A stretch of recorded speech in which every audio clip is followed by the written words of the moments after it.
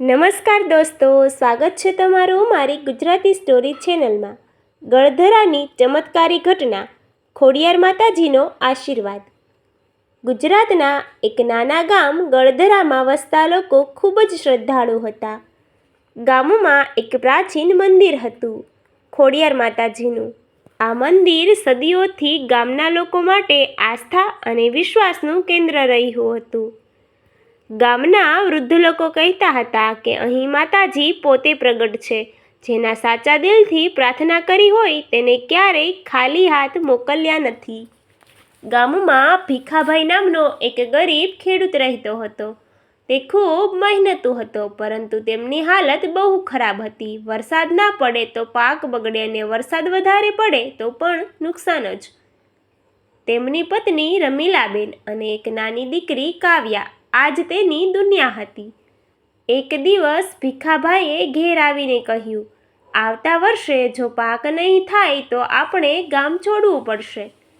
રમીલાબેનની આંખોમાં આંસુ લઈને બોલી, માતા પર વિશ્વાસ રાખો, ખોડિયાર માતાજી ક્યારેય ભક્તોને દુઃખી નથી રાખતી।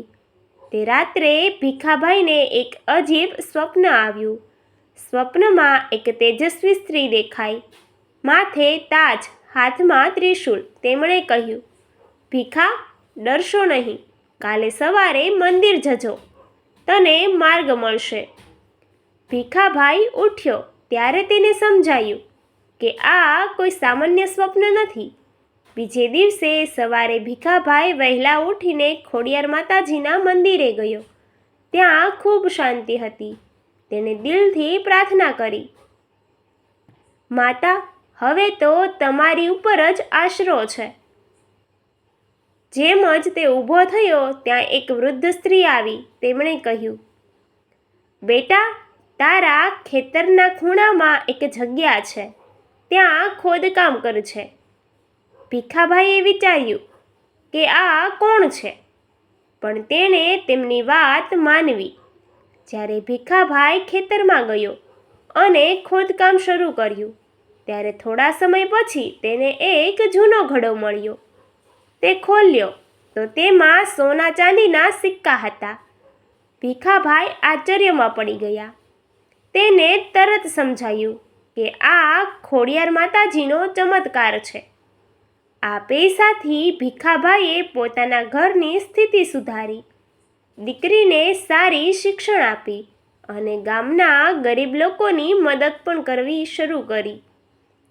તે દર વર્ષે મંદિરમાં ભંડારો કરાવતા। એક દિવસ ગામમાં એક ધનિક વેપારી આવ્યો। તેણે ભીખાભાઈને કહ્યું, આ બધું ધન ક્યાંથી મળ્યું? મને પણ બતાવ। ભીખાભાઈએ કહ્યું, આ માતાજીનો આશીર્વાદ છે, પૈસાથી નહીં, ભક્તિથી મળે છે। વેપારીએ વિશ્વાસ નહીં કર્યો અને તે જ જગ્યા પર ખોદકામ કર્યું, પણ તેને કંઈ મળ્યું નહીં। તે દિવસથી ગામમાં એક વાત પ્રસિદ્ધ થઈ ગઈ, ખોડિયાર માતાજી માત્ર સાચા ભક્તોને જ આશીર્વાદ આપે છે। વર્ષો પછી ભીખાભાઈ વૃદ્ધ થયા। એક દિવસ તે ફરી મંદિર ગયા। તેણે કહ્યું, માતા, તમે મને બધું આપ્યું, હવે મને તમારી પાસે બોલાવો। તે જ રાત્રે ભીખાભાઈ શાંતિથી દુનિયા છોડીને ગયા। લોકો કહે છે કે તેના ચહેરા પર સ્મિત હતું, જાણે માતાજી તેને પોતાની પાસે બોલાવી રહી હોય। સાચી ભક્તિ અને વિશ્વાસ હોય તો ભગવાન ક્યારેય નિરાશ નથી કરતા। ચમત્કાર પૈસાથી નહીં પણ શ્રદ્ધાથી થાય છે। Thank you.